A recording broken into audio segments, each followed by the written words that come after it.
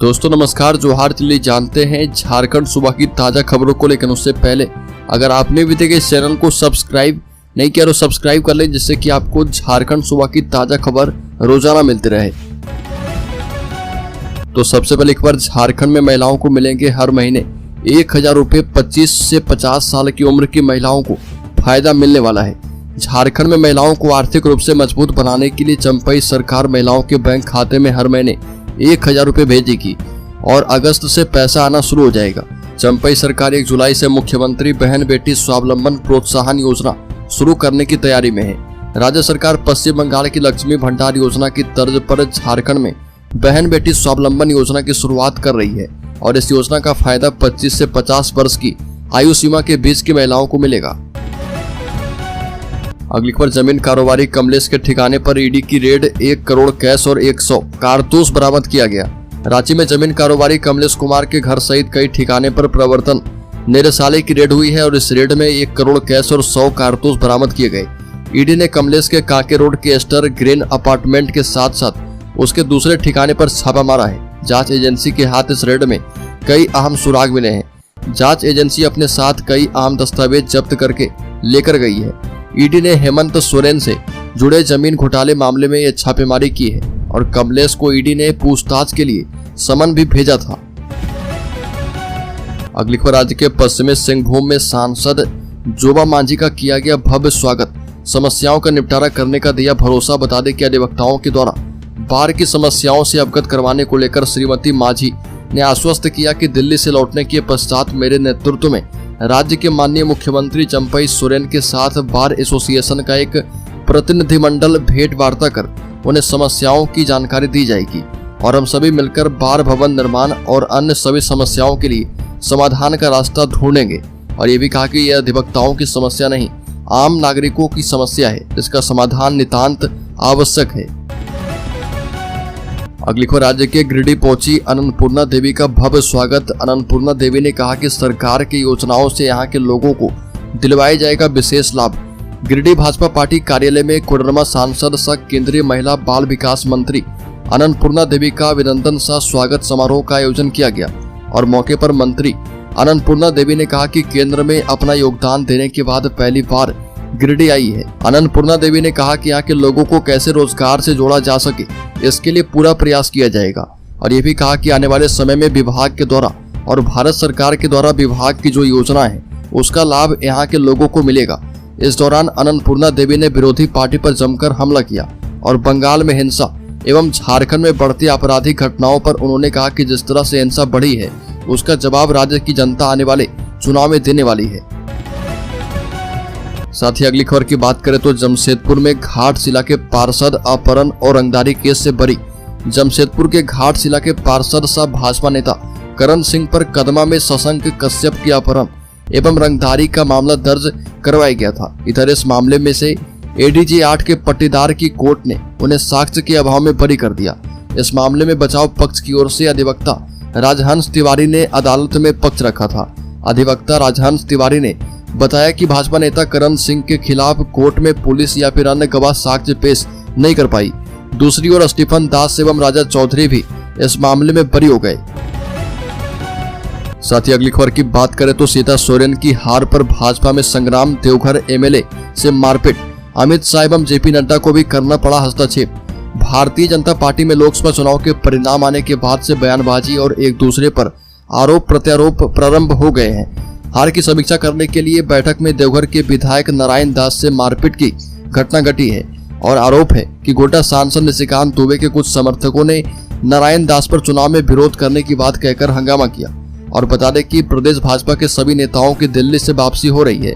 रांची आते ही बाबूलाल मरांडी प्रदेश के दूसरे नेताओं से मिलकर इस मामले का पटाक्षेप करने की कोशिश करेंगे। इसी तरह दुमका से भाजपा प्रत्याशी रही सीता सोरेन ने अपनी हार के लिए जिला स्तर के नेताओं से प्रदेश स्तर के नेताओं तक पर आरोप लगा दिया है।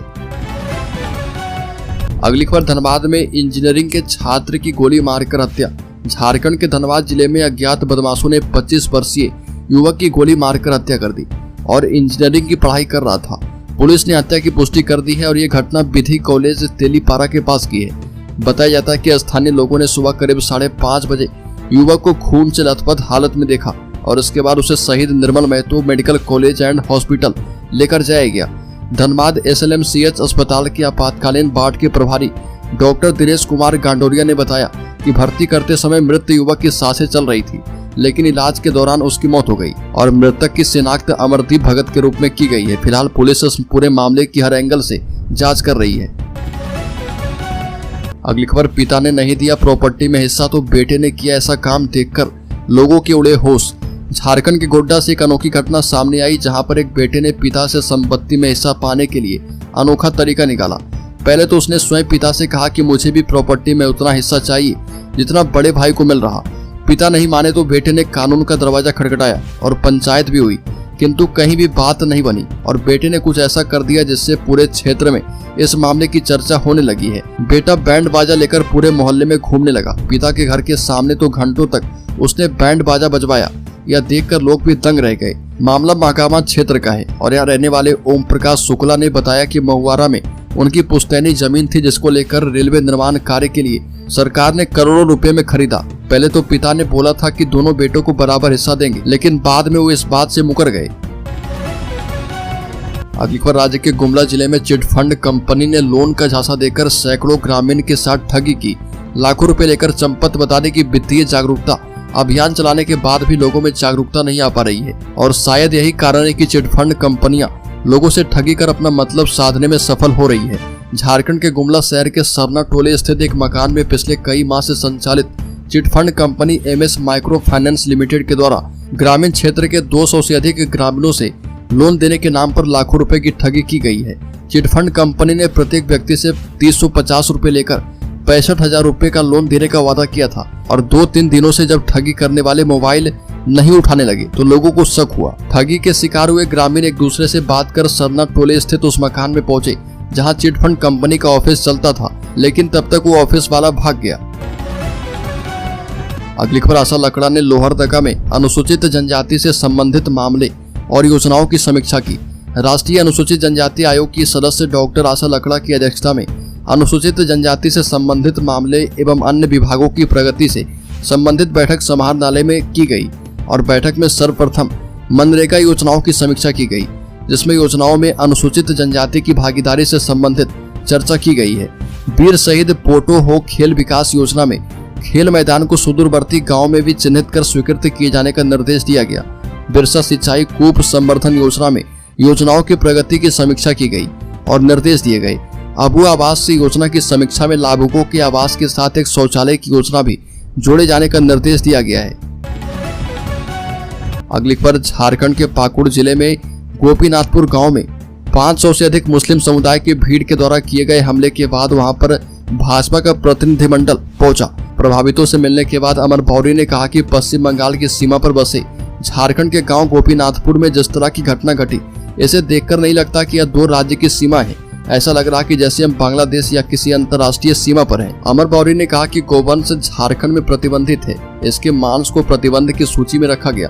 झारखंड मुक्ति मोर्चा, कांग्रेस और RJD यह स्पष्ट करे कि गोवंश को प्रतिबंधित मानते हैं कि नहीं मानते। ये भी कहा कि जब ये प्रतिबंधित है तो फिर किस तरह गोवंश जिसे माता के रूप में माना जाता है उसको हिंदू आबादी में सड़क किनारे खुले में काटा गया। अगली खबर की बात करें तो नीट पेपर लीक के खिलाफ झारखंड कांग्रेस का रांची में विरोध मार्च। केंद्र सरकार पर जमकर बरसे राजेश ठाकुर। रांची में नीट परीक्षा में भ्रष्टाचार के खिलाफ कांग्रेस के देशव्यापी प्रदर्शन के तहत रांची में झारखंड कांग्रेस ने शहीद चौक से राजभवन तक विरोध मार्च किया और इसमें बड़ी संख्या में कांग्रेस के कार्यकर्ता और नेता शामिल हुए। झारखंड प्रदेश कांग्रेस के अध्यक्ष राजेश ठाकुर ने सभा को संबोधित करते हुए कहा कि देश में पिछले 5 वर्षों में 43 भर्ती परीक्षाओं में पेपर लीक हुआ है। भारत दुनिया का सबसे युवा देश है और केंद्र की भाजपा सरकार हमारे इन युवाओं को कुशल और सक्षम बनाने की जगह उन्हें कमजोर बना रही है। करोड़ों होनहार छात्र दिन रात मेहनत कर रहे, माता पिता पेट काटकर अपने बच्चों की पढ़ाई करवाते हैं। ये आशा करते हैं कि वैकेंसी निकलेगी और वैकेंसी निकलती है और भ्रष्टाचार की भेंट चढ़ जाती है। साथ ही अगली खबर की बात करें तो झारखंड पुलिस के किसी भी कैंटीन से जवान पदाधिकारी खरीद पाएंगे सामान, GST में मिलेगी 50% की छूट। बता दें कि अब झारखंड पुलिस के सभी पदाधिकारियों एवं जवानों का कैंटीन कार्ड बनेगा। इस कार्ड के माध्यम से पुलिसकर्मी एवं पदाधिकारी पुलिस के किसी भी कैंटीन से सामान खरीद पाएंगे। अब तक पुलिस के कैंटीन से सामान खरीदने में पुलिस कर्मियों पदाधिकारी को दिक्कतों का सामना करना पड़ता रहा है। डीजीपी अजय कुमार सिंह ने इस मामले की समीक्षा के बाद उक्त आदेश जारी किया है, जिसके आधार पर आईजी मुख्यालय मनोज कौशिक ने सभी एसपी को पत्राचार किया है। सभी जिलों के एसएसपी एसपी को आदेश दिया गया है कि वो अपने अपने जिले के सभी पदाधिकारियों जवानों का केंद्रीय पुलिस कल्याण भंडार का कैंटीन कार्ड बनवाना सुनिश्चित करें। अगली खबर, झारखंड भाजपा के प्रदेश महामंत्री एवं राज्यसभा सदस्य प्रदीप वर्मा ने कहा कि राज्य के हर हिस्से प्रत्येक विभाग में भ्रष्टाचार हो रहा। आकंठ भ्रष्टाचार करने वाले लोग अब केंद्र सरकार और अन्य एजेंसियों पर उंगली उठाते हैं, यह एक मजाक है। यह भी कहा कि आज एनटीए यूजीसी नीट पर सवाल खड़ा करने वाले झारखंड मुक्ति मोर्चा को बताना चाहिए कि कैसे उनकी सरकार ने पिछले 4.5 वर्षों से राज्य के बेरोजगार युवाओं को केवल ठग लिया है। यह भी कहा कि झारखंड मुक्ति मोर्चा बताए कि कैसे जेपीएससी जेएसएससी की परीक्षाएं बार बार भ्रष्टाचार की भेंट चढ़ी, कैसे कई जिलों में सेंटर ही बिक गए, कैसे लगातार सीरीज में परीक्षार्थी परीक्षा में पास हुए और कैसे गड़बड़ी वाले सेंटर के ओएमआर सीट गायब किए गए। मुख्यमंत्री चुनाव से पहले चिल्ला चिल्लाकर कहते थे कि सिर्फ युवाओं को ही रोजगार देंगे। अगली खबर, झारखंड के शेयर होल्डर्स इन्वेस्टर्स के लिए बड़ी खबर। 24 जून को सेंसेक्स में शामिल होगा Adani ports. IT company Wipro बाहर होगी। अडानी पोर्ट 6 महीने में 45% चढ़ा है और विप्रो केवल 13%। अडानी पोर्ट्स के शेयर 24 जून से बीएसई सेंसेक्स पर कारोबार करेंगे। अडानी ग्रुप की कंपनी विप्रो की जगह लेगी। समय समय पर 30 शेयरों वाले इंडेक्स सेंसेक्स में बदलाव किया जाता है। इसी के तहत अडानी पोर्ट को सेंसेक्स में शामिल और विप्रो को बाहर किया जा रहा।